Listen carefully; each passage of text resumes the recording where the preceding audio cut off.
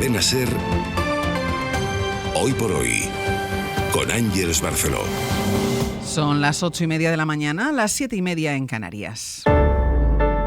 CaixaBank patrocina este espacio.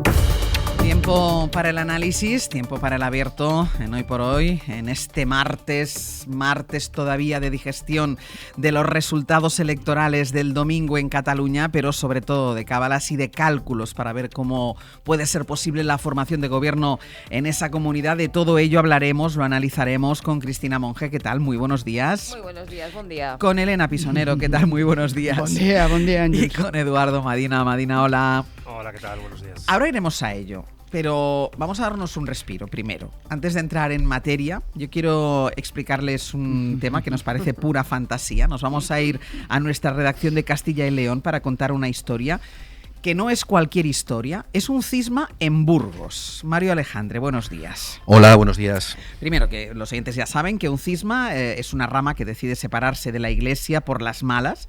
Y esto es lo que han hecho unas monjas que hasta ahora eran conocidas por hacer dulces, concretamente trufas. Dicen que son buenísimas y que servían o sirven a grandes restaurantes incluso. Bueno, desde ayer son famosas por las trufas y por declarar herejes a todos los papas desde Pío XII. Solo muestran algo de respeto a Benedicto XVI, por alejarse de la Iglesia de Roma y por declararse seguidoras de un falso obispo que está excomulgado y que se relaciona con la secta del Palmar de Troya. Y todo esto lo señalan en un manifiesto que no tiene desperdicio. Dicen que las van a llamar cismáticas y locas, pero no los creáis, dicen ellas.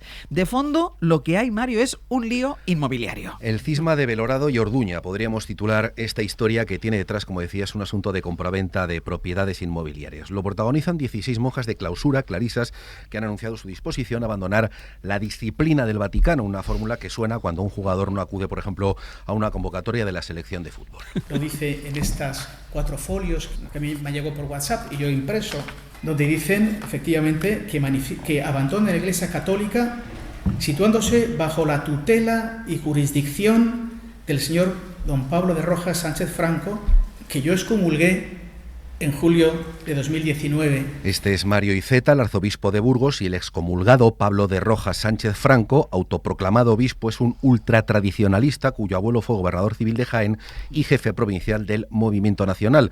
Es considerado también líder de una secta fundada en Bilbao en 2005. Aquí no ha habido carta abierta a la ciudadanía en Twitter. Lo que hemos escuchado es que el comunicado y el manifiesto lo recibió el arzobispo por WhatsApp. Ojo al contenido. Viene a declarar el latrocinio de la Iglesia, viene a declarar las herejías y usurpaciones de los papas, pues Roncalli, Montini, Luciani, Wojtyla, Ratzinger y Bergoglio. O sea, este documento, desde Juan XXIII hasta Francisco, ambos inclusives, son herejes y usurpadores de la cátedra de Pedro.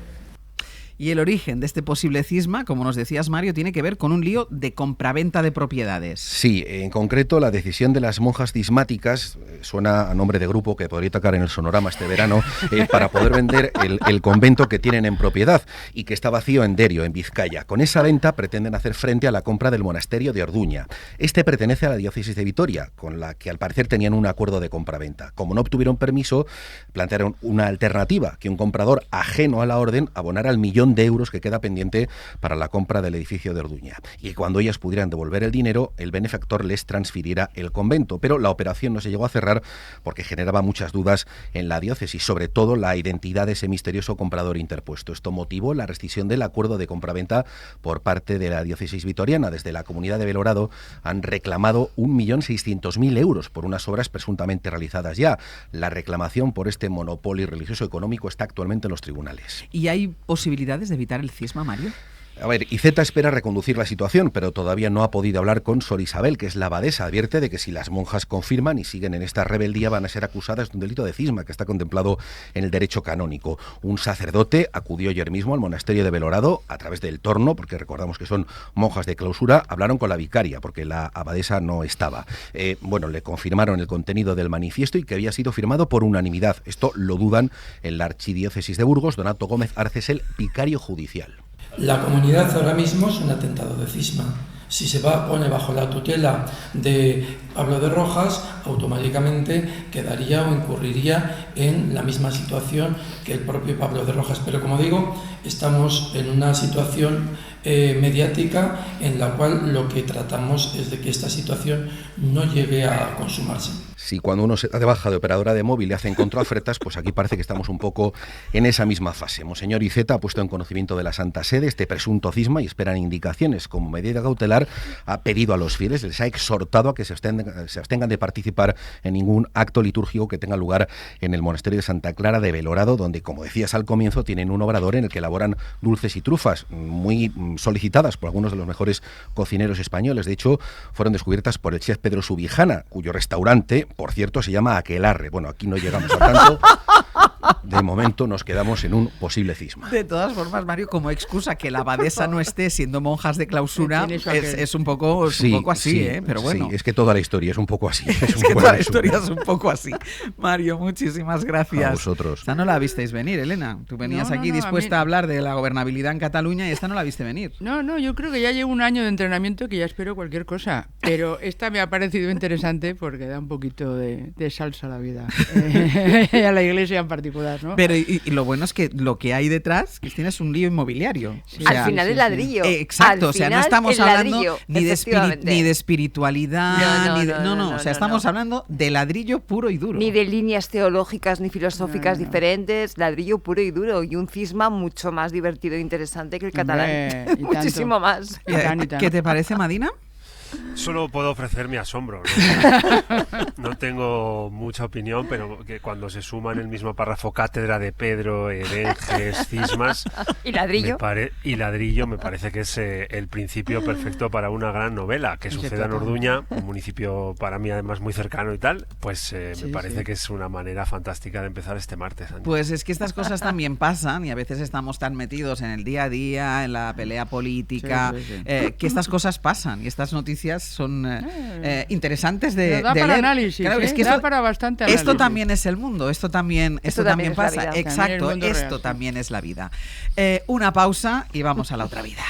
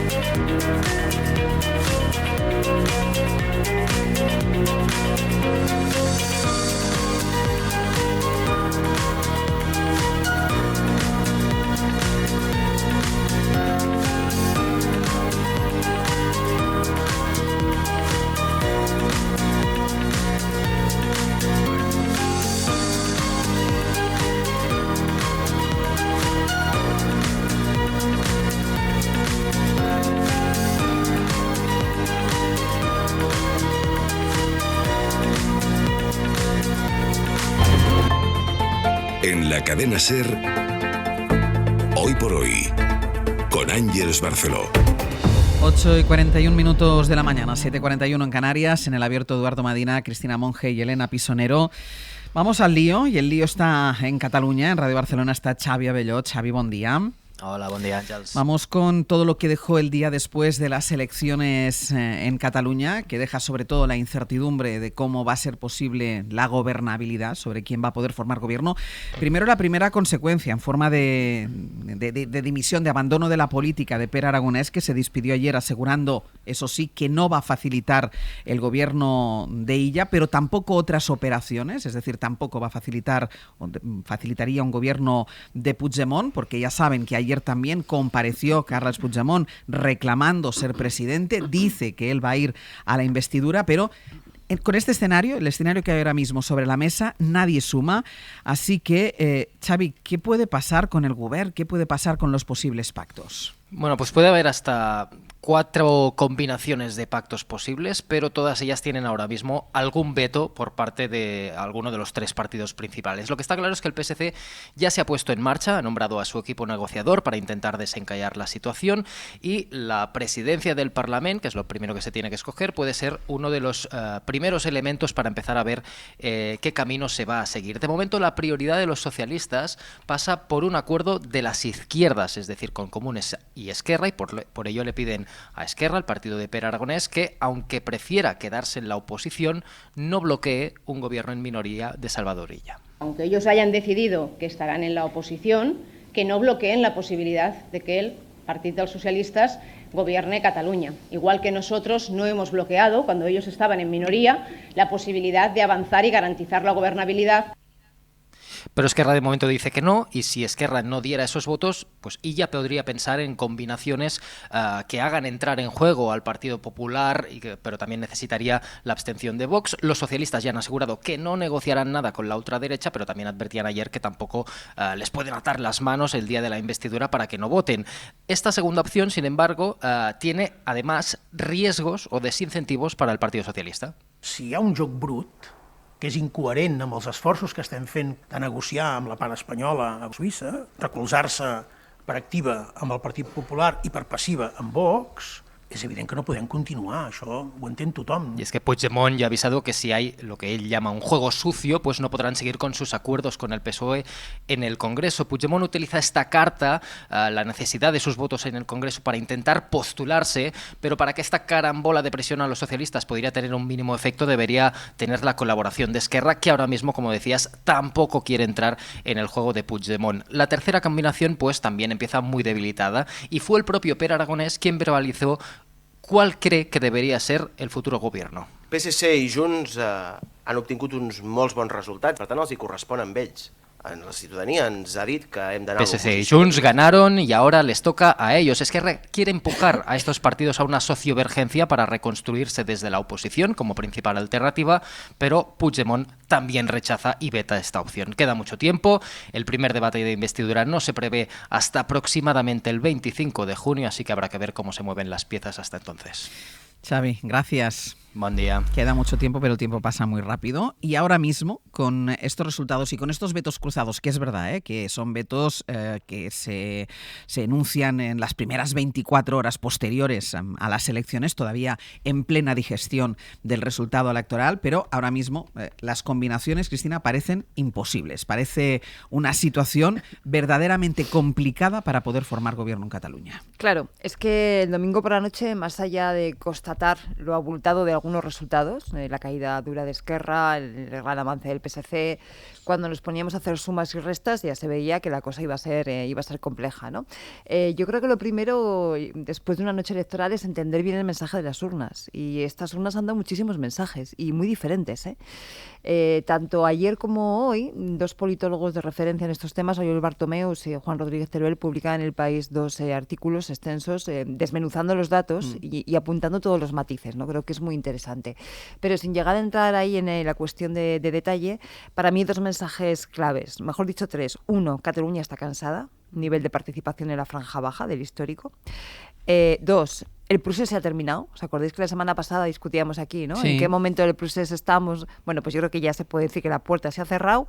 Y 3, se abre una etapa nueva que no sabemos la que es desconocida de momento y que tiene unos perfiles que todavía tienen que perfilarse, o sea, tienen que delimitarse mucho.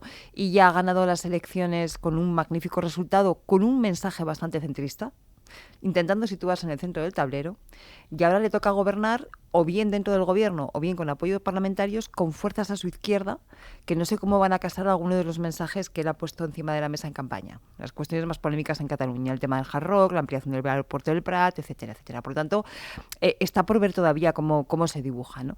En estos momentos, aparentemente, la cuestión depende de Esquerra Republicana. Esquerra Republicana, que ha tenido un resultado mucho peor de lo que le decían las encuestas, en estos momentos es una organización sin líder, acaba de dimitir. Siempre ha tenido, no sé si 2 almas, pero sí que 2 tendencias muy claras, una más pragmática, más posibilista, más tendente al pacto, que probablemente le haría apoyar una investidura de ella y luego quedarse fuera, quedarse en la oposición, pero otra mucho más, vamos a llamarla idealista, ¿no? Más confrontativa, más nítidamente independentista, que probablemente está pasando cuentas ahora mismo de lo que ha sido la colaboración con el PSC en Cataluña y con el Partido Socialista aquí en el conjunto del Estado, que probablemente lo tenga más difícil, ¿no? Vamos a ver cuál de las 2 se imponen. Yo me pregunto, en un momento como está Esquerra ahora mismo, que sabe que empieza una travesía en el desierto que va a ser larga, ¿esta decisión la van a tomar sus órganos? ¿O esta decisión se va a consultar a las bases? Y un elemento más para Esquerra. Yo creo que sería letal para ellos una repetición electoral. Entre otras cosas, ¿con qué líder se presentan a las elecciones? Recordemos que Oriol Junqueras no puede presentarse a las elecciones. Lo cual nos lleva a ir pensando en una negociación agónica que en el último minuto pudiera dar lugar a algún tipo de acuerdo, pero un acuerdo muy táctico, porque claro, aquí estamos hablando con la investidura, pero luego hay que gobernar, ¿eh? Y ya sabemos, venimos de un adelanto electoral, de un gobierno que aparentemente era más sólido. Entonces, vamos a ir viendo porque la legislatura se las va a traer. Elena. Sí, no, yo efectivamente iba a argumentar lo que nos ha planteado Cristina, y es la complejidad sociológica, ¿no? Lo comentábamos estas previas a las elecciones, en la que hay un cruce entre lo que son planteamientos nacionalistas e independentistas, de izquierda a derecha. Y yo añadiría, porque los resultados, por añadir algo que es difícil a lo que ha planteado Cristina, queda mucho. No, para mí hay un tema muy muy relevante, que es la fractura rural-urbano, ¿no? Yo creo que algo leía también lo de Tabárnia, ¿no? Que hacían una lectura de cuál era la votación.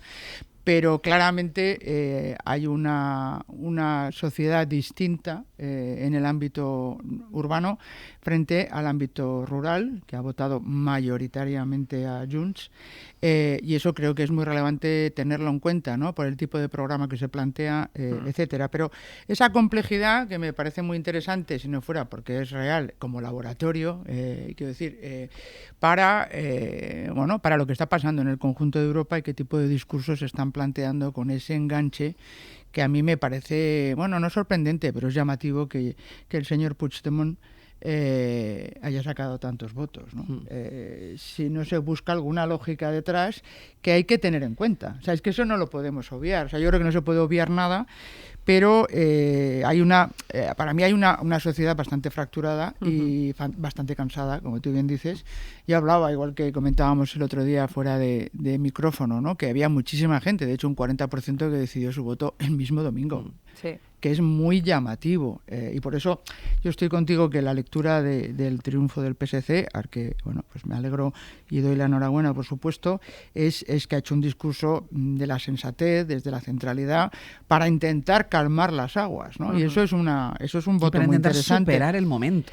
Claro, pero con una posibilidad de dialogar con los distintos ejes que estaba intentando comentar, y que es lo fundamental para reconstruir esa etapa que no sé si va a ser, ojalá, post-procés, ¿no?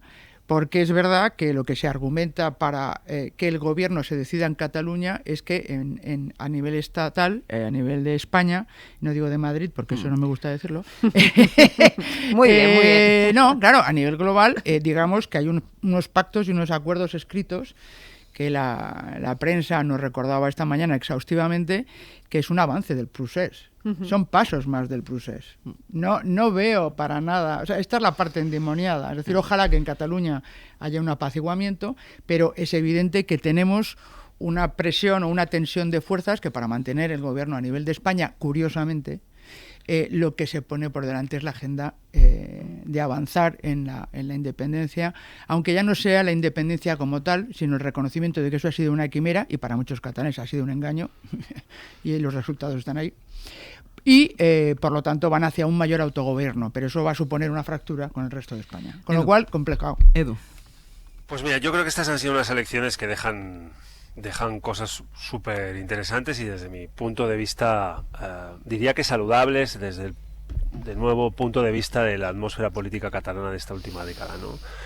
En primer lugar porque es la primera vez que queda primero un candidato que no insulta, que no grita y que no desprecia al que no opina como él.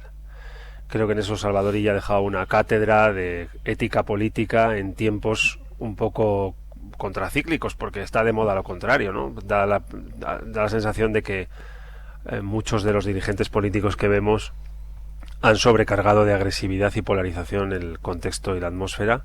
Salvador Illa ha ganado, ha sido la primera fuerza política haciendo lo contrario, ¿no? Y yo pongo mucho en valor quién queda primero en unas elecciones.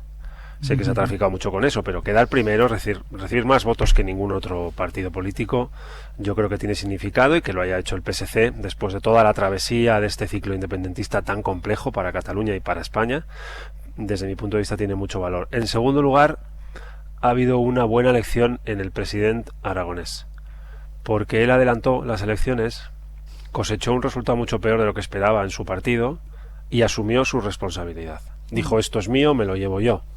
Hemos visto muchas ocasiones en que quienes se han hundido en sus partidos han transferido la responsabilidad y han evitado que sea suya, ¿no? Yo creo que aquí el presidente aragonés deja un ejemplo bueno en un momento muy difícil para él y muy difícil para su partido. Ha caído de 33 escaños a 20, asume su responsabilidad y anuncia que no continúa. Y en tercer lugar, porque si analizamos la nube de palabras de la campaña, la palabra sanidad, educación, seguridad, migraciones han ocupado espacio político. No ha sido solo independencia sí, independencia no, un Estado propio sí, un Estado propio no. Ha habido otros vocablos y otros sustantivos fuera del debate de la independencia de Cataluña o de su pertenencia a España, lo cual creo que oxigena la política, porque son los problemas de muchas ciudadanas en Cataluña y de muchos ciudadanos que tienen que ver con sanidad, educación, seguridad, vivienda, migraciones, etcétera, etcétera, ¿no? Y esto creo que en estos últimos meses la política catalana ha avanzado a mucha velocidad, en mi opinión, en muy buena dirección. De aquí en adelante, pues es evidente que todo está en manos de Esquerra Republicana de Cataluña. La única suma posible es una suma de 68 de tres fuerzas que tienen una orientación de izquierdas, con una Esquerra Republicana de Cataluña que tiene dos almas, dos visiones y dos ejes. Uno nacional, donde ha habitado esta última década, de la mano de Junts, en el proceso independentista, y otra más social, con frontera con Sumar y los comunes y con el Partido Socialista. ¿La va a saber desarrollar? ¿Va a saber apostar por ella? Yo diría que es imposible saberlo a fecha de hoy, que hay que esperar a las elecciones europeas, que hay que esperar un poco, que ese debate se sustancie, pero es verdad que Cataluña estará esperando y España estará esperando a la decisión que tome Esquerra Republicana. Y que tiene que superar, todo esto que dices, Edu, que tiene que superar su propia crisis interna. Claro. Es decir, ahora mismo, primero, habláis, lo decía también Cristina, esas dos almas de Esquerra Republicana, primero hay que saber qué alma se va a sentar a negociar y tienen que superar el momento y decidir qué quieren ser y qué quieren hacer. Y yo creo que hasta que ellos no lo superen, y el problema es que va a correr paralelamente la reflexión interna del partido con la negociación para la formación de un gobierno. Claro, y no tienen por qué coincidir en el tiempo, es decir, la travesía interna la travesía del desierto que ahora mismo le toca a Esquerra Republicana va a ser larga, porque esto, o sea, un batacazo como el del otro día, después de toda esta época, de esta década, no se digiere en 24 horas ni en 2 meses que se pueda estar negociando. Entonces, mientras esto comienza, se van a dar esas negociaciones.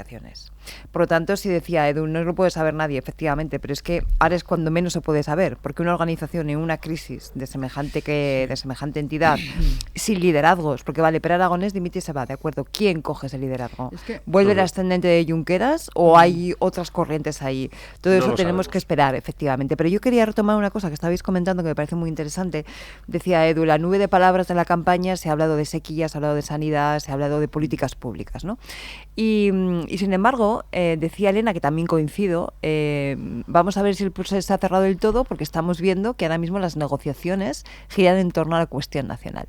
Es que ese me parece que es uno de los elementos, de las contradicciones, de las paradojas, mejor dicho, que mejor definen el momento.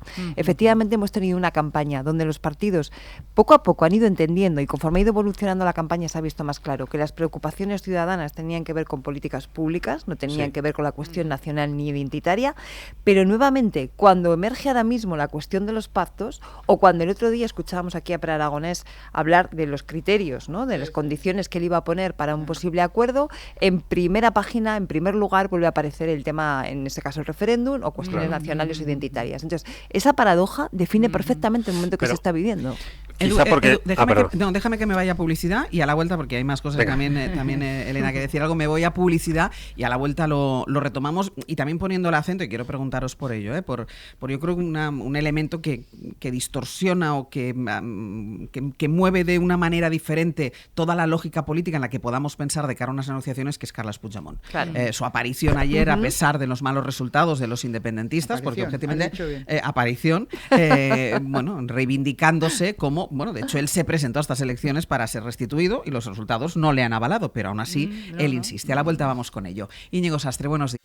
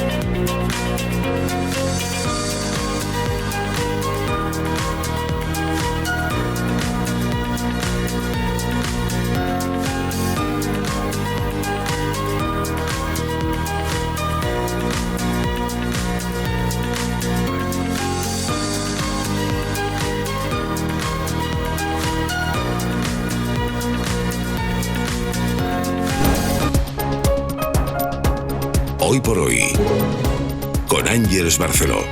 Y lo más inmediato está en la economía porque se acaba de conocer el dato definitivo de la inflación, José Luis Sastre. Y confirma que los precios subieron 1/10 el pasado mes de abril, llegaron al 3,3%, Jordi Fábrega. Sí, no ha habido sorpresa, se confirma esa subida de la inflación de 1/10 provocada porque los precios de la electricidad bajaron más hace un año que este mes de abril y también por el precio de los alimentos que sigue sin descender. Estamos ante el segundo mes consecutivo con la inflación subiendo ahora hasta el 3,3%. Lo que continúa cayendo es la subyacente, que baja hasta el 2,9%, y con este dato la subyacente está por debajo de la inflación general, que es lo habitual, pero que no ocurría en España desde noviembre de 2022. Vamos ahora a Barcelona en directo porque a los problemas en cercanías se ha sumado a primera hora un nuevo robo de cobre que ha afectado a la circulación por ancho convencional entre Lleida y Barcelona. Y en la estación de Fabra y Puig de allí de Barcelona sigue Pol Valero. Sí, se acaba de restablecer la circulación de las líneas R13 y R14, aunque aún hay retrasos en los trenes entre Lleida y Barcelona. Hoy también se ha recuperado el servicio de la R1 y parcialmente el de la R4, y hay algunos trenes que pueden entrar al centro de la capital catalana, pero los de la R3 aún no. En dirección Barcelona solo circulan hasta Montcada, Ripollet, y la gente tiene que hacer la última parte del recorrido en bus, que para precisamente aquí en Fabra y Puig. Ahora el movimiento ya se ha relajado un poco, pero entre 6:30 y 8, cada 10-15 minutos hemos visto llegar autobuses muy cargados de gente, con grupos de personas bajando hacia el metro para repartirse por la ciudad, caras de resignación porque puede tardar hasta 2 meses en recuperar la plena normalidad la R3. En la agenda del martes, el Senado prevé tumbar hoy la ley de amnistía, que volverá al Congreso, por tanto, donde se espera que la norma quede aprobada definitivamente dentro de unos 15 días. Y del exterior, la foto está en Kiev por la visita sorpresa que ha hecho el secretario de Estado, Antony Blinken, que va a ofrecer a Zelensky el apoyo de su gobierno, el de Estados Unidos. De los deportes, Ampe, entre hoy y el jueves se juega la jornada 36ª en primera, a la que el Barça llega en la segunda plaza. Después de ganar anoche 2-0 a la Real Sociedad de Montjuïc, los de Xavi Hernández aventajan ahora en un punto al Girona y vuelven a depender de sí mismos para estar en la Supercopa la próxima temporada. Acelera ahora el campeonato con 2 jornadas entre hoy y el domingo. Se juegan esta tarde-noche 3 partidos de la 36. El primero desde las 7:30, Osasuna-Mallorca, a las 9:30 el Real Madrid-Alavés, en el que los de Ancelotti van a ofrecer el trofeo de la Liga 36 al Bernabéu, y a las 10 de la noche el Girona-Villarreal. Los 3 partidos en Carrusel Deportivo desde las 7:20 de la tarde.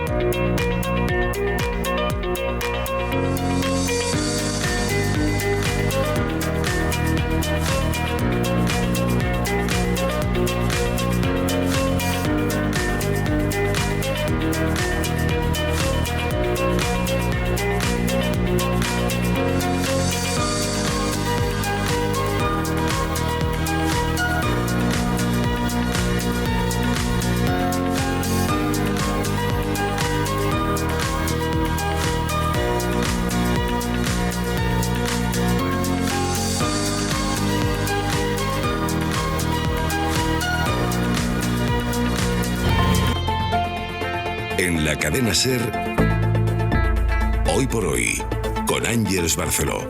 9:06 de la mañana, 8:06 en Canarias, en el Abierto Eduardo Madina, Cristina Monge y Elena Pisonero, con el análisis de los resultados electorales del domingo y con las combinaciones posibles para la formación de un gobierno en Cataluña. Introducía un elemento, Cristina decía, durante toda la campaña se ha puesto el acento, los partidos han puesto el acento en las cuestiones que afectan a los ciudadanos, la educación, la sequía, la sanidad, y en cambio ahora parece ser que a la hora de negociar un gobierno se pone como prioridad, al menos por una parte de los negociadores, el tema o la cuestión nacional. Y te he interrumpido, Madina.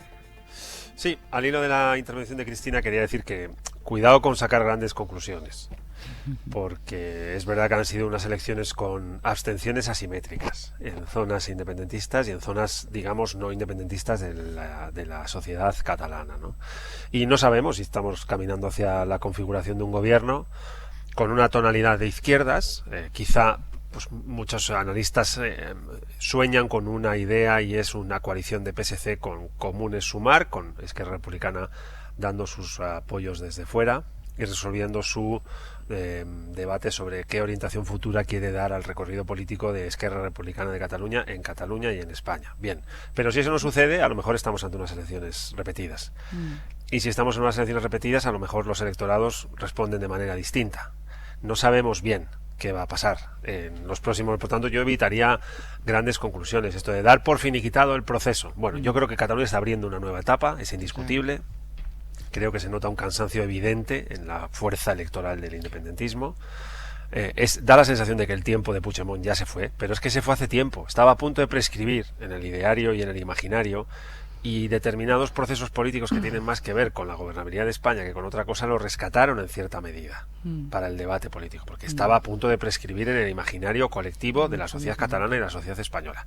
Por tanto, yo tendría cuidado con cerrar tan definitivamente las puertas de procesos que han sido enormemente intensos y que siguen necesitando de conducción y de manejo y de gobierno y de buenas decisiones y de buenas orientaciones. Yo en ese sentido creo que ella aporta serenidad a la política catalana, y la serenidad normalmente va en minúscula, no en mayúscula, y con convicciones cerradas, definitivas y conclusiones antes de tiempo. Ese proceso lento, de madurez progresiva, de proceso de contención, de autocontención y de contención, de tendencia a la minúscula y no a la mayúscula, que ella ha dejado, a mí me parece que es una buena pista, que por ahí puede haber un futuro mejor, y estar un poco más atentos a si los fantasmas de las navidades pasadas no vuelven, porque pueden volver. Ojo, porque los electorados, como digo, han estado más adormecidos en algunas zonas que en otras, y tiene que ver quizá con cansancios que pueden en el futuro volver o no volver, pero no saquemos conclusiones apresuradas. A ver, Edu, yo creo que en la historia nunca el fin de una etapa y el principio de otra ocurre en 24 horas, ni siquiera en un año. Estos son procesos que se van decantando. Pero cuando tú vas estudiando las cifras, o sea, cuando vas viendo que Junts per Catalunya, que nos parece que ha tenido un buen resultado, ha crecido 104.357 votos con respecto a 2021, pero ha perdido 273.000 con respecto a 2017, por ejemplo. O cuando ves que Esquerra Republicana se ha dejado 178.000 con respecto al 21, pero más de 500.000 con respecto al 17. Creo, además, uniéndolo con el enorme esfuerzo del PSC, que gana 266.000 con el 17, más 218 con el 21. Cuando tú ves todos estos, yo creo que estamos en condiciones de decir que efectivamente esa etapa se ha cerrado o se está cerrando. Me da un poco igual, ¿eh? Pero que estamos mirando a una perspectiva nueva, que yo insisto, no sabemos cuál es. No sabemos cómo se define. Probablemente tenga también un componente importante de integración de toda la cuestión identitaria o nacionalista, como ha pasado siempre en Cataluña, por otro lado. Pero esos momentos de octubre, noviembre del 17, esos momentos de principios del 18, yo creo que eso la sociedad catalana ya lo ha dado por amortizado, ya lo ha dado por cerrado. Insisto, no sabemos qué es lo que está abriendo, ¿eh? Yo me gusta mucho recalcar esta idea porque efectivamente coincido con Edu en que no se pueden, las cosas no son de la noche a la mañana. Pero por mucho que no sepamos por dónde en estos momentos va a circular eso, lo que yo creo es que sí que podemos ya dar por amortizado lo otro. Que luego hay coletazos, claro, siempre, porque la historia nunca es 24 horas una cosa u otra. Que una parte de esos coletazos es lo que decíamos, ¿no? Que la campaña de las preocupaciones ciudadanas han ido por un lado y ahora las negociaciones de los partidos o de algunos partidos van por otro. Sí, eso forma parte de esos coletazos. Pero yo creo que nos ayuda a entender, ir viendo un poco las grandes tendencias sociales que se van apuntando. Importante en ese coletazo también, insisto, la presencia, el protagonismo de Carles Puigdemont. Claro, yo creo que con esa figura al margen de la negociación y al margen de la vida política, a lo mejor las cosas serían diferentes. Sí, yo cogiéndote el guante, Ángels, porque yo creo que para mí este es un elemento crítico en estas elecciones, ¿no? Como bien decía Edu, pues una persona que se había quedado al margen por propia elección, ¿no? Porque estas cosas hay que recordarlas y no debemos normalizar comportamientos que socialmente nos parecen no aceptables. Es que yo creo que hay que insistir en eso, ¿no? Alguien que se ha excluido después de incendiar Cataluña y evidentemente el conjunto de España, ha sido rehabilitado por un proceso en el que para la gobernabilidad de España se ha cedido en determinadas reclamaciones de este tipo de personas, ¿no? Yo creo que eso hay que tenerlo muy encima de la mesa, con independencia de, como bien decía también Edu, de ese espíritu constructivo, de apaciguamiento, de generar esa etapa que, como bien decía Cristina, se tiene que ir produciendo paulatinamente para ir cosiendo una sociedad que, vuelvo a repetir, en los resultados está muy dividida, ¿no? Estaba intentando dibujar un poco un mapa con esos 3 ejes que polarizan la situación en Cataluña y es verdad, y ese es el resultado electoral, que creo que hay que remarcar, que en la centralidad de todos esos ejes está el PSC. Para mí la clave, y en el deseo que tengo de verdad genuino de que Cataluña vuelva a recuperar su papel protagonista, de aportar liderazgo al proyecto en su conjunto de España en Europa, que esto yo creo que tenemos que intentar empujar, creo que está marcando una tendencia de cómo debe ir el debate político en los países occidentales. Yo por eso resaltaba también el tema urbano-rural. Despreciamos en su día en Estados Unidos las pulsiones del medio del centro porque era gente más rural y no sé qué y no sé cuántos, y mira cómo estamos. Hay que saber ver las señales y yo creo que esa señal es muy relevante. La otra señal que yo veo es cómo han ganado o cuál ha sido el programa que han planteado. O sea, Puigdemont ha hecho el discurso en Francia, primer punto. Segundo punto, ha hecho un discurso como que yo soy el capaz de doblegar al señor Sánchez para conseguir la agenda que quiero plantear y que es la que han votado a los ciudadanos rurales. Es que esto a mí me parece muy llamativo. Pues puedo estar en desacuerdo, pero lo que no voy es a estar sorda ante eso. A mí me parece que eso es muy relevante, ¿no? Y como digo, en el discurso del PSC estaba mucho más central y también quiero destacar, RC yo creo que ha subestimado lo que al final en política, una vez que se quita el relato épico, ¿no?, de que vamos a ser una nación independiente, es que las cosas de comer van mal. O sea, no han hecho una autocrítica en la gestión. Yo, toda la gente, amigos que hablaban catalanes, lo que criticaban era el pésimo estado de lo relevante para el día a día de los ciudadanos. Y es que por eso tiene que volver y por eso ha vuelto en la campaña. Porque lleva más de una década el gobierno paralizado. Claro. Solo dedicado a una cosa. Efectivamente. Y entonces eso ha vuelto con otro elemento que no hemos mencionado hasta ahora y que es muy relevante, que es, por supuesto, el refuerzo o la derechización del Parlamento catalán, que no es una cuestión menor, con la presencia de 2 partidos, uno que se consolida con 11, nada menos que 11 escaños, y el Partido Popular, que ha hecho una progresión, es el que más ha ganado en progresión en estas elecciones. Esto también es una lectura importante. De partidos que lo que no vamos a discutir es su claridad sobre cuál es su posición nacional constitucional. Y eso también es un dato muy relevante, ¿no?, que nos lleva a volver hacia una normalización. No es una palabra que me guste mucho, ¿no?, porque quiero pensar que es un avance, ¿no?, a cómo debe ser la política en estos tiempos convulsos, en los que al final dice, oye, vamos a ocuparnos de lo que realmente es importante, vamos a reconocer lo que es nuestras particularidades, como no puede ser de otra manera, pero el sueño épico ha acabado. Y lo que no podemos es plantear que un señor prófugo a día de hoy lo es, que hace una campaña en Francia, es que me parece una anomalía que no puedo dejar de subrayar, gana un porcentaje de votos muy, muy relevante, bueno, es el segundo partido en las elecciones, con un discurso nuevamente victimista, extractivo. Es decir, vamos a conseguir nuestros avances a costa del resto de España. Esto genera una situación en la que, por terminar, Àngels, que me parece muy importante, es el momento de reflexionar si queremos que realmente Cataluña avance y que pueda elegir el gobierno que está reclamando la sociedad catalana y no aquello que me conviene para seguir teniendo un discurso a nivel de España. Y eso afecta tanto al PSOE como al PP. Ahora iremos a ello, porque además en ese discurso de Carles Puigdemont él utiliza la amenaza con la estabilidad o el papel que él puede jugar en la inestabilidad, en este caso, del gobierno en Madrid. Hacemos una pausa, hablamos de ello y lo analizamos.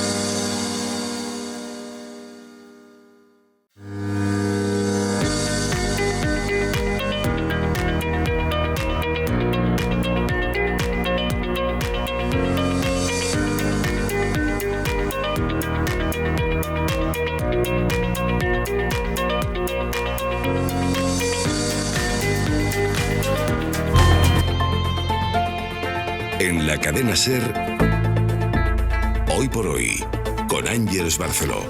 9:20 de la mañana, 8:20 en Canarias, en el abierto Eduardo Madina, Cristina Monge y Elena Pisonero, con el no de Esquerra, de momento, todos son no. Claro. El no de Esquerra, el no de Carles Puigdemont, no solo no de Carles Puigdemont, sino que lo que pretende Carles Puigdemont es ser investido el presidente con el apoyo de Salvador Illa. Guillermo Lerma, buenos días. Hola de nuevo, Àngels. Ante este panorama, ante la fotografía fija de este momento, porque se puede mover, pero de este momento la pregunta es qué va a hacer el Partido Socialista. De momento apuesta por esperar, enfriar los ánimos, que los socios piensen, digieran los resultados, tanto Esquerra como Junts, y la idea después es separar la negociación con Esquerra y Junts para formar gobierno en Cataluña de sus pactos en el Congreso, o sea, dos compartimentos estancos. Sí, no hay prisa en las filas socialistas ni por reactivar la legislatura en el Congreso ni por acelerar esas conversaciones para la formación de un gobierno en la Generalitat. La orden que se han dado PSOE y PSC es de calma, dejar que los independentistas digieran el resultado del domingo, que hagan un análisis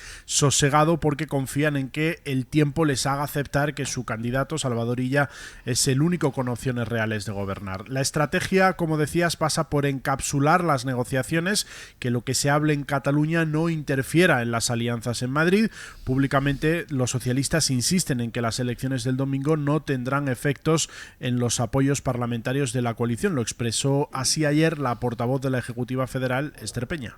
El Partido Socialista firmó acuerdos de gobernabilidad con muchos partidos, también con Junts y Esquerra, y el Partido Socialista cumple sus acuerdos. Y no tengo ninguna duda que el resto hará lo mismo. Además, no hay ninguna otra alternativa al presidente Sánchez. Lo cierto es que nadie, ni en Ferraz ni en la Moncloa, tiene certezas de cuál va a ser la actitud de Esquerra y Junts una vez que se despeje el escenario catalán. Lo fían todo a la palabra de los grupos, a lo que se firmó en los acuerdos de investidura en noviembre. Esperan que, al igual que el PSOE, va a cumplir aprobando la ley de amnistía el día 30, algo que quieren que se interprete como un gesto de que se toman en serio los acuerdos, pues después los independentistas acepten negociar un primer presupuesto que dé oxígeno político a la coalición. Pero esto es solo un deseo, porque aunque creen que no hay alternativa a Sánchez, nadie sabe realmente si la crisis en Esquerra o la reflexión que tiene que abrirse en Junts va a acabar con esos partidos manteniendo su voluntad de colaborar con la estabilidad parlamentaria de la coalición. Guille, gracias. Hasta luego. No, la pregunta es esta, Edu. ¿Se pueden separar las negociaciones en Cataluña de los pactos en el Congreso? Yo creo que son indisociables, porque la realidad del recorrido político catalán y la estabilidad de la legislatura están íntimamente ligadas. No olvidemos que España este año no tiene presupuesto general del Estado porque Pere Aragonés disolvió las Cortes autonómicas catalanas y convocó elecciones autonómicas. Y esa convocatoria electoral impidió que España tuviera presupuesto, dado que los contendientes electorales principales, digamos, son los estabilizadores legislativos de la aritmética del Congreso. Se podría llevar al extremo, ¿no? Los que han estado desestabilizando el país estos años son los estabilizadores del gobierno de ese país estos años. Conclusión, yo diría que está íntimamente ligado, así que no es descartable que si hay repetición electoral haya más elecciones que una sola y que el recorrido de estas negociaciones sea determinante desde el punto de vista del papel que los partidos políticos o los grupos parlamentarios de Esquerra y de Junts vayan a querer jugar de aquí en adelante en el Congreso de los Diputados, ¿no? Ojalá estuviera más disociada y ojalá tuviera más autonomía de recorrido la política española de los vaivenes y las circunstancias difíciles que todavía atraviesa la política catalana. Por eso decía antes que conviene no cerrar antes de tiempo nada, entre otras cosas porque sigue viva la realidad de Cataluña de esta última etapa en las aritméticas del Congreso de los Diputados, que no se sujetan y las mayorías no salen sin esas realidades de la política catalana, por mucho que estas elecciones autonómicas hayan dejado un Parlamento autonómico distinto, ¿no? En Madrid sigue siendo el mismo y siguen siendo determinantes de la gobernabilidad de España partidos que todavía no tienen claro qué quieren hacer. Uno de ellos dirigido por un dirigente que vive fuera, que está en Bélgica. Se supone que si quiere venir a la investidura, a lo mejor es que tiene que venir a España, ¿no? La investidura tiene que entrar en el Parlamento de Cataluña y vamos a ver qué sucede en caso de que quiera cumplir finalmente. Imaginemos, va ahí a la investidura, no sale adelante y decide ir él. ¿Qué va a pasar en ese escenario? ¿Cómo se resuelve esa imagen? Por tanto, no cerremos las cosas antes de tiempo, porque creo que la política catalana sigue viva en estos últimos años, desde luego en las aritméticas del Congreso, que creo, Áñez, que son completamente indisociables. ¿Tú crees que se puede disociar, Cristina, o también piensas que son indisociables? Absolutamente indisociables. Yo creo que la frase de la legislatura es esta que dijo Ortuzar y que repetimos todos, ¿no? Eso de todos los votos todos los días. Y claro, todos los votos todos los días implican que las alianzas, que los acuerdos tienen que estar permanentemente engrasados, no se puede caer ninguno. Y efectivamente, si fruto de esta negociación alguno de esos apoyos se tambalearan, pues ya no estarían todos los votos todos los días, por lo tanto se tambalearía el gobierno. Pero fijaros, hay incluso más, porque en esta negociación yo estoy convencida que en algún momento va a entrar también el Ayuntamiento de Barcelona, que os recuerdo que está en precario. Va a entrar también probablemente la Diputación de Barcelona y quién sabe si alguna otra institución más en el conjunto de Cataluña. Bueno, el Ayuntamiento de Barcelona lleva ya tiempo discutiendo, ¿no? Sí, por eso. Claro, por eso digo que estamos focalizando Generalitat, ¿no? Y derivadas en el Congreso de los Diputados, pero ojo que hay más cosas en juego. Por lo tanto, el tablero es más complejo todavía, porque todos esos son vasos comunicantes. Se podría decir, hombre, la lógica de cada institución es la suya, sí, pero los partidos son los mismos, ¿no? Y las alianzas se articulan de esa manera. Por lo tanto, yo creo que vamos a ver una partida a muchas bandas a la vez, totalmente. Claro, yo por eso insistía en el tema de que realmente dejáramos que se formara el gobierno en Cataluña que acaban de votar los ciudadanos catalanes. Eso sí que es contribución, en mi opinión, más a la concordia que la ley de amnistía, por provocar. Pero realmente lo que sería raro, ¿no? Es que yo creo que este es el dilema que nos está planteando Ángels y que me parece muy relevante. Lo que sería raro es que intentáramos mantener un gobierno para el conjunto de España que se basa en unas reivindicaciones que no han sido votadas para quien se supone que son los catalanes. O sea que al final estás formando una agenda para España que depende de los votos de independentistas que han sido, menos votados en Cataluña. O sea, yo creo que es un momento para realmente apoyar esos gobiernos más, digamos, que van hacia la tranquilidad y no enfrente a la confrontación. Y por lo tanto, ¿cuál es el gran dilema? Que para que se formara, y eso ya lo dijimos, ¿no? La desgracia sería que ganara el Salvador Illa, como ha ocurrido, y no pudiera gobernar. Eso me parecería terrible como mensaje para lo que es la solidez de la democracia española y en concreto para esa sociedad catalana que está cansada y que lo que quiere es un gobierno que funcione.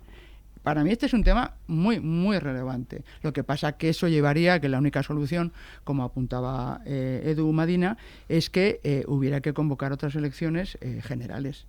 Pero vamos a ver, no corramos tanto. O sea, el Parlamento que tenemos a día de hoy es el Parlamento salido de las urnas del pasado 23J, donde efectivamente independentistas, vascos, catalanes, etcétera, tenían su representación. Bueno. Sabemos que tanto en Cataluña como en el País Vasco, y en Cataluña se ha visto esta vez de forma muy especial, existe el famoso voto dual, es decir, no votamos igual cuando hay que elegir quién dirige el ayuntamiento, la comunidad autónoma o el gobierno de España. Por lo tanto, en casi ningún lado ya, efectivamente. Lo que pasa es que en Euskadi y Cataluña es especialmente, y en Galicia también es especialmente llamativo, ¿no? Por la cuestión nacional, etcétera. Pero yo creo que no se puede deducir de las elecciones del otro día que la composición del Congreso de los Diputados en estos momentos esté en cuestión, porque es la que salió de las urnas el 23J. Y por lo tanto, de esa pero por lo tanto los acuerdos parlamentarios, la lógica parlamentaria sigue diciendo que es perfectamente legítimo esos acuerdos en función de los contenidos que tengan. Los contenidos, yo me iba a los contenidos. Dices, sería muy triste que ella no gobernara. Bueno, a ver, más allá de las preferencias de cada cual, la lógica parlamentaria dice y ya gobernará legítimamente si consigue los acuerdos parlamentarios, obvio, porque es un sistema parlamentario. Obvio. Si no, por mucho que haya sido el que haya ganado de corrido en votos, pues no conseguirá gobernar. Entonces, esa lógica parlamentaria que tenemos que recordar continuamente tiene su complejidad, pero eso es lo que permite integrar formas diferentes de ver la política, eso es lo que permite integrar la diferencia dentro de un gobierno más amplio, de coalición o no de coalición, pero es lo que permite efectivamente tener una representación más amplia del conjunto de los electores, que es en lo que se basa nuestra democracia.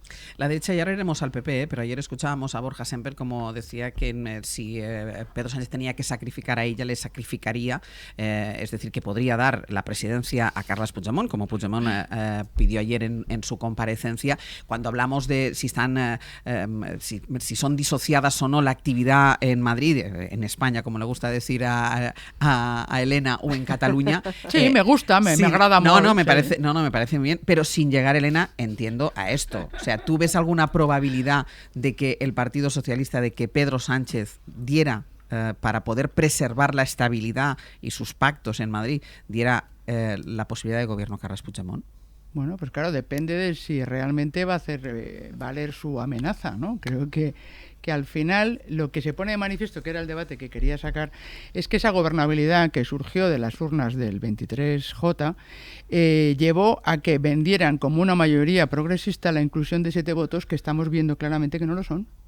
Es que esto es lo que está ahí detrás. Pero no hay una mayoría progresista en el Congreso. No, bueno, pero es También lo que se defiende PNV. como programa. Por eso, pero claro, ¿qué es lo que se defiende como programa? Lo que programa? no hay es una mayoría de derechas tampoco. Evidentemente, pero o sea, el que ganó las elecciones fue el PP. Es que Sí, estas sí, cosas sí, yo sí, creo sí. que hay que recordarlas, porque tú decías, si hay mensajes claros es que la sociedad catalana está cansada, que el procés hay que cerrarlo y que el PSC ha ganado con un mensaje de centro. Eso no es lo que está pasando con la coalición de gobierno para el conjunto de España. Es lo único que estoy diciendo. Claro, porque España Entonces, es diferente a lo que está pasando en Cataluña. Bueno, bien, por Son eso digo que a lo situaciones mejor políticas Cataluña es distintas, una avanzadilla claro. y creo que es importante escuchar por dónde van las tendencias, no la pura aritmética, matemática mínima de los votos, porque yo creo que eso es lo que hace que al final haya una desafección por parte de los ciudadanos que van solo 1 de cada 2 a votar. Eso me parece terrible, terrible, porque al final dices, bueno, ¿qué es lo que piensa la sociedad? Pues no lo sé, es que no lo sabemos. Entonces, lo que no puedes es ir en contra de eso. No puedes ir en contra de ese tipo de mensajes que a mí me parecen relevantes. Que diga el PP eso, bueno, porque en el encaje dirá, mira, pues casi mejor. Me viene eso para demostrar la incoherencia o la consistencia del discurso que se tiene como programa de gobierno para el conjunto de España, haciendo primar la permanencia en la Moncloa a el discurso de fondo, que no puede ser apoyar un gobierno del señor Puigdemont en Cataluña ni para el conjunto de España, porque si no estamos perdiendo la esencia de lo que defendemos políticamente, y eso no lo podemos perder, por mucho que las matemáticas den determinadas mayorías, dejan de tener no legitimidad democrática, que la tiene toda, sino un respaldo de la sociedad que se siente conforme con lo que están haciendo con sus votos. Pero coincidirás conmigo que la sociedad catalana lo que sí que ha respaldado ha sido las políticas de reencuentro que incluyen tanto los indultos como la amnistía.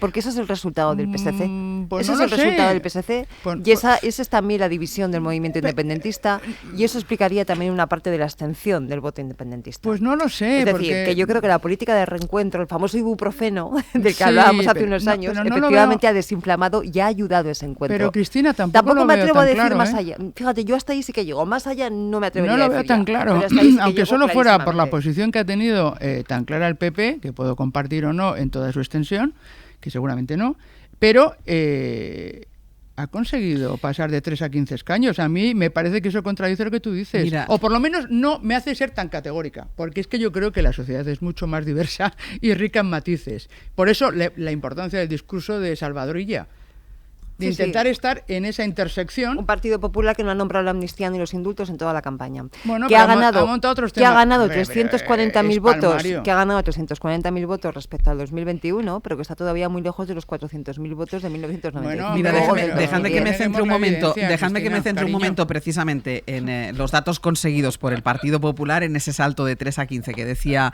ahora Elena Pisonero, porque lo que está intentando el Partido Popular es estirar todo lo que pueda en ese estado de euforia en el que viven desde el domingo. Por delante saben que vienen otras elecciones y esto es importante porque es una parrilla de salida, es un trampolín de cara a las elecciones del 9 de junio, las elecciones europeas. Hoy, de hecho, Mariela Rubio, buenos días. Hola de nuevo. Hoy, de hecho, Alberto Núñez Feijóo, el presidente del partido, reúne a los varones en el Comité Ejecutivo Nacional. Sí, en Génova 13 siguen, como dices, saboreando los resultados, pero se ponen ya en modo campaña de las europeas. De hecho, este Comité Ejecutivo Nacional de hoy, dicen en la dirección, va a servir para calentar la próxima cita electoral.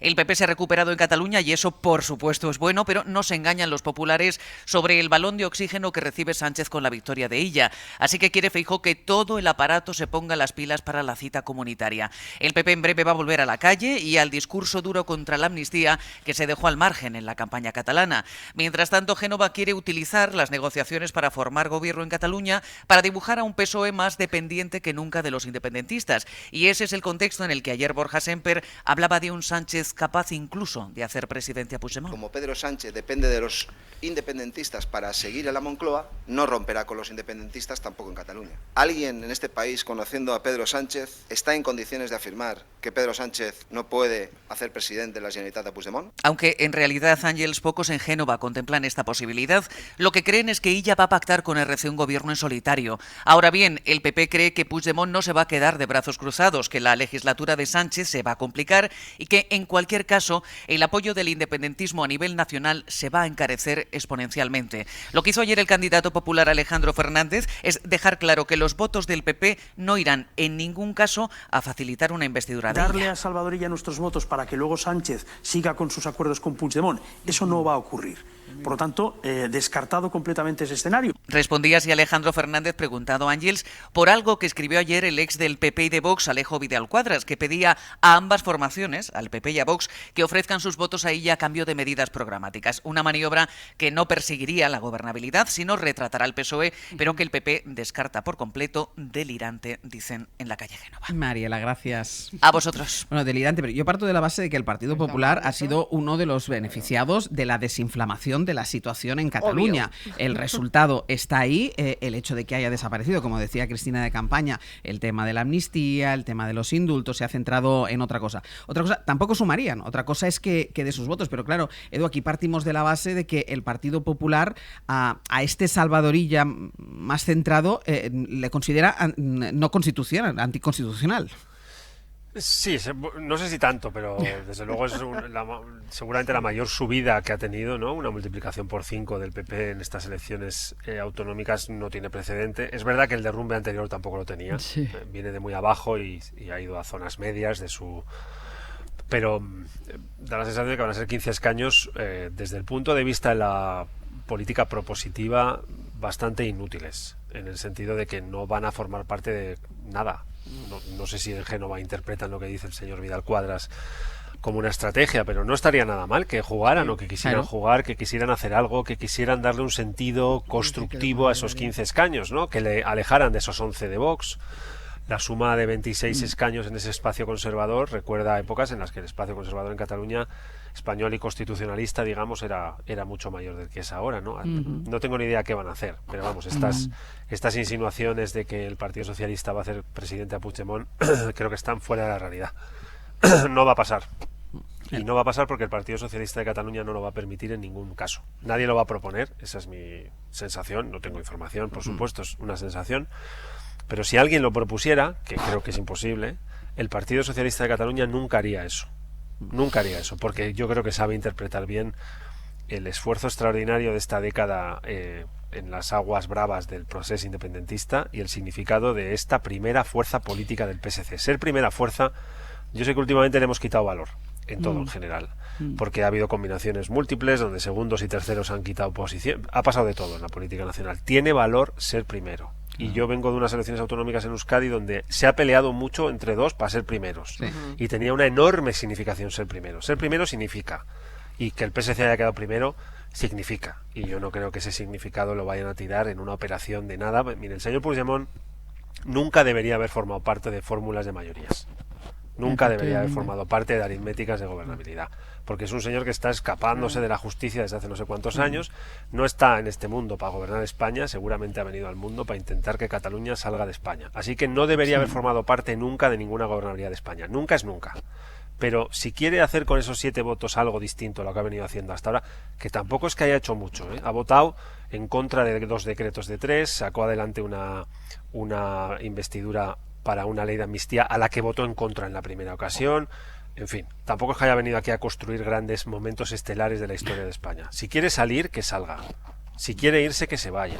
Si quiere salir de esa fórmula de mayorías, que decida qué hacer y que pague después el precio si de nuevo vuelve a haber unas elecciones, y que lo explique. Seguramente es capaz de explicar lo inexplicable, no tendría ningún problema en explicar esto, ¿no? Pero no creo que nadie vaya a proponer que Puigdemont sea presidente, y no creo que el PSC permita que eso pase. ¿Ibas a decir algo, Elena? No, estaba sintiendo, ¿no? Estoy muy de acuerdo con lo que estaba diciendo Edu, es lo que he intentado decir, es que no se puede incorporar a una persona con ese perfil y con ese programa en una estabilidad de gobernabilidad para España. Yo por eso creo que estamos en una fragilidad que no queremos, pero hay que gestionar esa fragilidad, y yo creo que estos son los momentos en los que hay que decidir por lo que se opta, ¿no? Yo entiendo a Edu, que además lo vive muy directamente, la defensa de cuál es lo que ha defendido el PSC, pero como tú bien sabes, el PSC ha tenido que someterse a determinadas instrucciones a nivel de España que no defendía el día anterior, en concreto por la amnistía. He creído siempre en su autonomía, y cuando estaba en política la defendí, y ahora me gusta un PSC autónomo, con capacidad para tomar sus propias decisiones. Y yo he defendido justo hoy lo mismo, es decir, yo creo que es un momento con lo que ha sufrido la sociedad catalana y todos con ella, para efectivamente avanzar en sanar heridas, y por eso yo creo que la amnistía, yo nunca he estado en contra del todo, lo que he estado en contra es cómo se ha hecho. Si hubiéramos estado todos de acuerdo, todos, una mayoría realmente relevante, tendría un efecto mucho más sanador y lo estaríamos desarticulando. El problema es hacerlo en contra de otros, y eso es lo que yo creo que tenemos que superar. Y en este sentido, yo creo que el presidente Sánchez, igual que el resto de los líderes políticos, tienen que hacer una reflexión de qué es lo que queremos ofrecer para España. Un clima de más tranquilidad, de construir propuestas y de hacerlo en activo en lugar de ir unos contra otros, que para mí esa es la solución. Y yo creo que pasa porque el PSC pueda hacer el gobierno que entiende que le han pedido los ciudadanos catalanes. Mire, aquí estamos con el Partido Popular y alejándonos un poco de las elecciones en Cataluña y de las cábalas para la formación de gobierno. Ayer compareció en el Congreso, en la Comisión de Investigación por el caso Koldo, la presidenta de la Cámara. Francina Armengol quiso dejar claro desde el principio que no comparecía como tal, sino comparecía por su etapa como expresidenta del gobierno balear. El Partido Popular, recuerden, insistió mucho en esta comparecencia, en la comparecencia de Armengol, en sentarla en esa comisión, presionó incluso pidiendo su dimisión. Josué Coello, buenos días. ¿Qué tal, Ángeles? Buenos días. Claro, pero a medida que van avanzando las comparecencias en las comisiones de investigación, el PP tiene la sensación de que no están teniendo el efecto que ellos buscaban, no están desgastando como querían ni como esperaban al gobierno y al PSOE en este tiempo de precampañas y campañas electorales. Sí, en el PP no están nada contentos con el resultado de las comisiones de investigación del caso Koldo. En privado reconocen que las fechas no ayudan. Tanto ella como Armengol han comparecido un día después de las elecciones en Euskadi y en Cataluña respectivamente, pero tampoco la estrategia les ha salido bien. En el Senado, Koldo García se acogió a su derecho a no declarar, mientras que José Luis Ábalos o Santos Cerdán salieron de allí reafirmando su inocencia. Y todo ello en un momento donde el foco informativo ha estado puesto, por ejemplo, en la reflexión de Pedro Sánchez, que ha copado titulares. Para Elías Bendodo, la culpa es del PSOE. Hasta ahora, en todas las sesiones, no han servido para facilitar ningún tipo de información, ni mucho menos esclarecer los hechos. También socios del gobierno como Sumar, Esquerra o Bildu nos dicen en privado que las comisiones son necesarias, pero este contexto, Ángels, no ayuda. Y hoy, y también todavía relativo al Partido Popular, hoy va a ser un día clave para la amnistía, porque el Partido Popular va a vetar en el Senado, allí tiene mayoría absoluta y va a poder hacerlo, va a vetar la ley de amnistía que después volverá al Congreso una vez supere esta votación de hoy. Ahí se va a aprobar definitivamente a finales de este mes. Se acordarán ustedes que el Partido Popular amagó incluso, hubo ese choque institucional y el PP amagó con llevar al Constitucional para evitar la tramitación de la norma, pero ese choque institucional que provocó entre el Congreso y el Senado al final ha quedado en nada. Ni siquiera el Partido Popular ha hecho el amago de llevarlo al Constitucional, Josu. Sí, recordaréis que fue hace poco más de un mes cuando el Senado, a instancias del PP, pidió al Congreso paralizar la tramitación de la amnistía por un defecto de forma y el Congreso, a instancias del PSOE, respondió que eso era una injerencia, la consideró improcedente y le enseñó el camino del Constitucional si el PP quería parar la tramitación. Esta opción estuvo encima de la mesa, pero quedó guardada en un cajón y ahora el PP asume que, a pesar del veto que hoy se va a llevar a cabo, la amnistía, Ángels, verá la luz verde el próximo 30 de mayo en el Congreso. Josué, gracias. A vosotros. Déjame que vaya para atrás y que os pregunte por las comisiones de investigación, porque eran dos para cuestiones atrás que planteaba, pero siempre para coger impulso sí. Las comisiones de investigación que había planteado el Partido Popular y además en una época, insisto, de mucha precampaña, de mucha campaña electoral, todavía nos quedan unos comicios y que al final, Cristina, están pasando sin pena ni gloria, dice Bendodo, el Bendodo que... Elías, que no me salía el nombre, perdonad, Elías Bendodo, que la culpa es del Partido Socialista, pero es verdad que no está pasando nada. Bueno, efectivamente, estamos con un nivel además de tensión y de acontecimientos políticos tales que una comisión de investigación de esta pulsión pasa desapercibida. No, porque efectivamente no se está planteando, que sepamos hasta el momento, ¿no?, ninguna información extra, porque las comisiones de investigación necesitamos darles una vuelta en este país, necesitamos reformar quién puede formarlas, pero para no qué, eso, cómo funcionan. Incluso para qué se plantean. Porque si se plantean para hacer ruido político, no debería ser así. No, y porque si se plantea solamente para hacer ruido, si coinciden con unas elecciones catalanas, pues efectivamente el ruido no trasciende, ¿no? Que es una cuestión curiosa de lo que está pasando. Pero lo que pretendía Pepe era que trascendiera. Ya, pero no lo ha conseguido por eso, porque la realidad le ha superado, ¿no? Yo, en serio, o sea, más allá de lo que ocurra en estas comisiones, de estos días que estamos viendo, que tienen su trascendencia, pero ojalá en algún momento nos planteemos esas comisiones de investigación como mecanismos de control del Parlamento del Ejecutivo, que podrían ser bien interesantes, electorales y de rendición de cuentas pueden ser reformadas de cara a que cumplan con sus objetivos. Modelos de comisiones de investigación existen muchos en muchos países. Aquí tenemos un modelo determinado, pero que se puede modificar de muchas maneras. Ojalá llegue ese momento para que efectivamente sean eficaces, porque además es que está corriendo el mantra de que las comisiones de investigación son un circo que no sirven para nada, lo cual yo niego desde un punto de vista, digamos, conceptual de para lo que sirven. Otra cosa es cómo están reguladas aquí y cómo han acabado funcionando aquí, ¿no? Por lo demás, lo que estamos viendo hasta el momento, pues nada nuevo, nada que pueda cambiar la valoración ni la situación hasta ahora. Bueno, han comparecido ya los principales protagonistas. Sí, pero bueno, como seguirán funcionando. Elena. Pues... Sí, no, estoy muy de acuerdo con lo que comenta Cristina Monge, ¿no? Yo creo que no se pueden no se puede negar la importancia de lo que es el control al gobierno y la rendición de cuentas, pero estoy de acuerdo en que tal y como se plantean las comisiones, igual que otras iniciativas parlamentarias, dejan de perder su propósito para convertirse en otra cosa, ¿no? Y al final es un desgaste y un elevar la tensión sin resultados prácticos. Yo creo que en este tema, como en otros que ya tienen también una vía abierta a nivel administrativo y judicial, pues hay que utilizar todos los mecanismos en su justa medida, y creo que efectivamente habría que dinamizar el Parlamento con un espíritu mucho más constructivo. Edu. Pues mira, yo creo que la última que vi que funcionó bien fue la del 11M. Y desde entonces hasta aquí es un proceso constante de deformación. O sea, hace un poco de eso, ¿no? Hace un rato.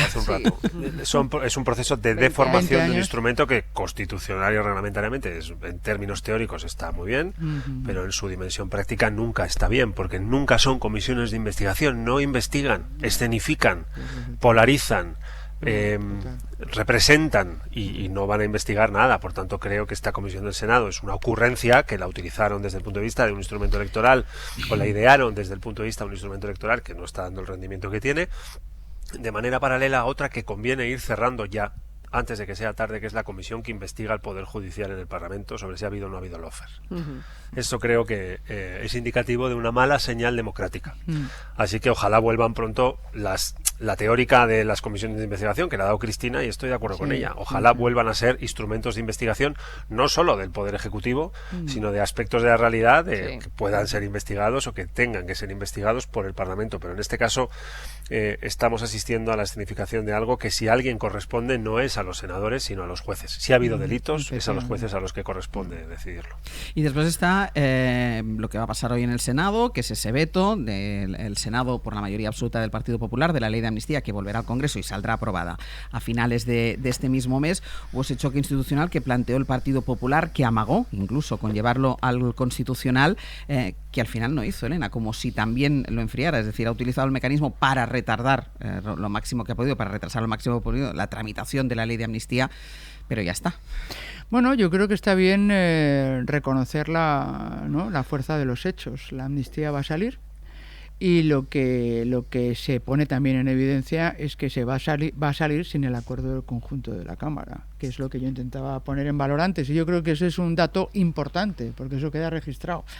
No deja de ser cierto que en el Senado pues tiene una mayoría absoluta el PP, y eso es lo que ha hecho valer para plantear su posición. Lo que sería absurdo es vamos a utilizar otro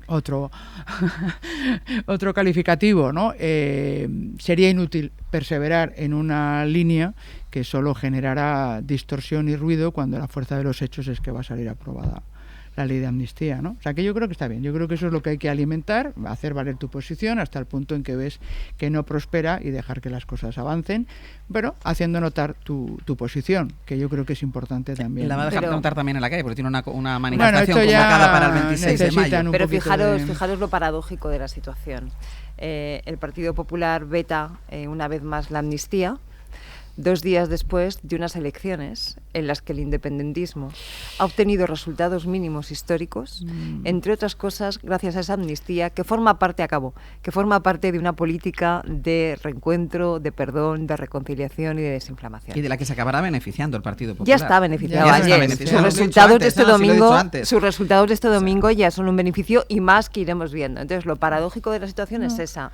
2 días después de que el independentismo obtiene su peor resultado en toda la historia de la democracia, debido a ese reencuentro reencuentro, entre otras cosas, a ese reencuentro que se ha producido, el Partido Popular veta uno de los elementos, uno de los puntos claves de esa política de reconciliación. Edu. Bueno, en fin. Tenemos para otro hoy por hoy entero. Claro, yo solo he hecho gestos ahora que estamos en streaming. Se puede estar perfectamente a favor, tanto como se puede estar perfectamente en contra de la ley de amnistía. Por y hay supuesto, mucha gente en España que está en contra de una ley de amnistía aprobada a cambio de 7 votos en una aritmética parlamentaria. Yo pido ese respeto a una posición, estoy de acuerdo. Esos eran tus gestos. Claro, hombre, porque pero es que eso también no es contradictorio con lo que yo estaba con la paradoja que yo señalaba. Pero la bola de cristal que tú tienes, por supuesto. Claro, Cristina, que tú tienes la bola de cristal como para nada. Hombre, eso es lo que han votado lo que yo estoy diciendo es que el resultado electoral del domingo tiene mucho que ver con una política de distensión que, entre otras cosas, además lo he dicho así, entre otros elementos, tiene esa ley de amnistía. También tiene más cosas. Yo creo que sin esa ley de amnistía el resultado del PSC hubiese sido 6 diputados más. Yo estoy de acuerdo. Y sin esa ley de amnistía el resultado del PP hubiera sido 6 diputados menos. Esa es mi propuesta. Bueno, eso nunca lo sabremos. Bueno, por eso digo que no concluyamos, porque no es tan obvio. Pues mira, como no concluimos, vamos a hacer una pausa.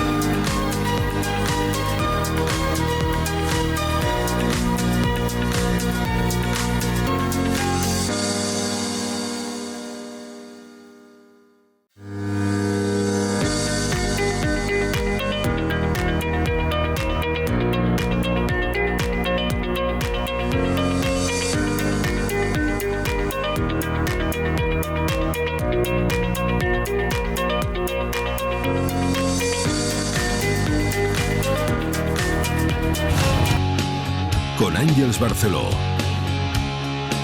Cadena SER. 100 años de radio.